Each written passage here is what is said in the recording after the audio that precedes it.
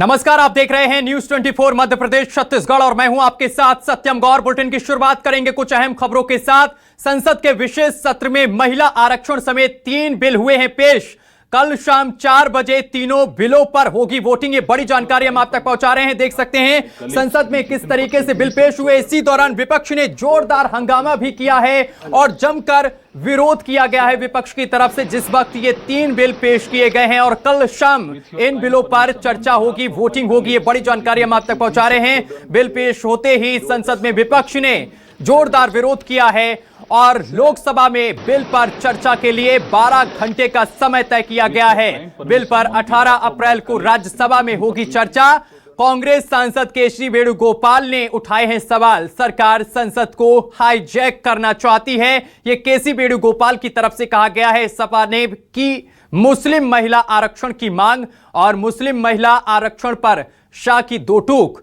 धर्म के नाम पर आरक्षण मंजूर नहीं, ये अमित शाह की तरफ से सदन में कहा गया है। और साथ ही आपको बता दें कि असदुद्दीन ओवैसी ने सदन में बिल का जमकर विरोध किया है। तो ये बड़ी जानकारी हम आप तक पहुंचा रहे हैं। विपक्ष की ओर से जमकर विरोध किया गया है। समाजवादी पार्टी ने भी विरोध किया और इसके साथ ही कांग्रेस और AIMIM ने भी विरोध किया है इस बिल का। हम लोगों ने पूरा तैयारी की है। आज बहुत अच्छा डिबेट होगा। मैं विश्वास रखता हूं कि हर पार्टी अपना अपना तर्क रखेंगे, लेकिन मुख्य मुद्दा ये है महिलाओं को आरक्षण देना। लोकसभा और विधानसभाओं में भारत के महिलाओं को 33% आरक्षण देना और जनरल सीट से भी महिला चुन के आ सकते हैं, लेकिन 33% रिजर्वेशन देने के बाद इतिहास हो जाएगा। भारत पूरे दुनिया में एक मिसाल कायम करेंगे कि महिलाओं के लिए हम कितना बड़ा कदम उठा रहे हैं। इसमें कोई विरोध होने का आवश्यकता नहीं। दूसरी बात यह कि डिलिमिटेशन या बाकी इशू उठा करके महिला आरक्षण को गिराने का कोशिश नहीं करना चाहिए, क्योंकि डिलिमिटेशन में भ्रम फैलाए जा रहे हैं। किसी को नुकसान होना नहीं है, वो तो क्लैरिफाई हो जाएगा पार्लियामेंट में। मैं अभी आंकड़े डिटेल इसलिए नहीं बता रहा हूँ क्योंकि चर्चा हो जाएंगे। आज चर्चा करते समय सारा चीज़ सरकार की ओर से खुल के आएंगे, लेकिन कुछ पार्टियों ने डिलिमिटेशन को लेकर के दक्षिण भारत वहाँ में एक गलत तरीका का संदेश फैलाने की कोशिश किया, वो ना करें।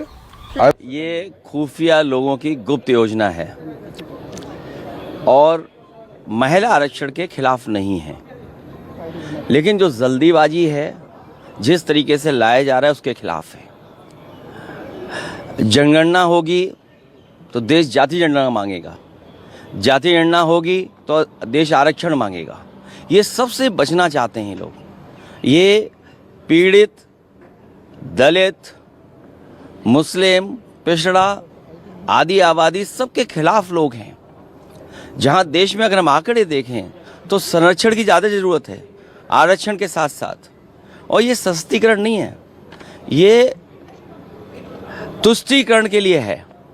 और अगर हम पिछड़ों की आबादी माने, महिला आरक्षण के खिलाफ नहीं है, अगर पिछड़ों की आबादी माने 70% से ज़्यादा है, और अगर हम 66% भी मान लें, 66% में आधी आबादी 33%, तो ये 33% को आरक्षण दे रहे हैं कि 33% महिलाओं का हक अधिकार छीन रहे हैं। महिला आरक्षण पक्ष में है, लेकिन जिस तरीके से और डिलिमिटेशन जनगणना ना हो करके 2011 को लेकर के, क्योंकि जनगणना होगी तो जाति जनगणना मांगी जाएगी, जाति जनगणना होगी तो सही आंकड़े आएंगे। अगर हम 1/3 बोल रहे हैं, 33% बोल रहे हैं, तो ये आंकड़े का सवाल है ना। तो आंकड़ा कैसे सही होगा? अगर जब तक आंकड़ा सही नहीं होगा तो हम आरक्षण कैसे सही बताएंगे? महिला आरक्षण के पक्ष में, बाकी और बिलों के खिलाफ है Samajwadi party. Asauddin Owaisi. Sir, I oppose this introduction of this constitutional amendment bill because it violates the parliamentary form of democracy and federalism, which are both parts of basic structure of the constitution, sir. Sir, this is not about the one reservation. The main goal is to make South rule and other areas the ruler and completely erase the representation of OBCs and Muslims from the elected legislature. Sir, federalism is the basic structure of the constitution. By removing the delimitation freeze, It gives more seats and power to larger population while denying a fair voice to smaller population. This again is a violation of federalism, which is part of basic structure, sir. Sir, the Hindi heartland has 38.1%. It will increase to 43.1. Southern states will decrease from 24 to 20%.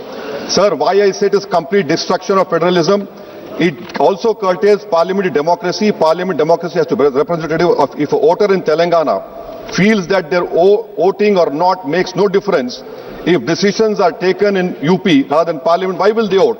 Thirdly, sir, it violates our own direction 19A2. Minister has to give 7 days notice of motion for introducing a bill in this house.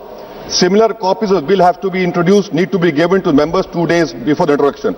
Third, sir, this is a clear violation of 123B of RPA Act 1951 to 1 week before voting.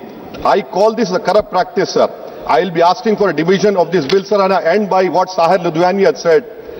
यहाँ पर गरीबों से मतलब जुनूबी हिंद के लोग, मुसलमान और OBC, इसका साहिर लुधियानी ने कहा सर, शहंशाहों के गरीबों से ताल्लुक ही नहीं, एक शहंशाह ने दौलत का सहारा लेकर हम गरीबों की मोहब्बत का उड़ाया मजाक।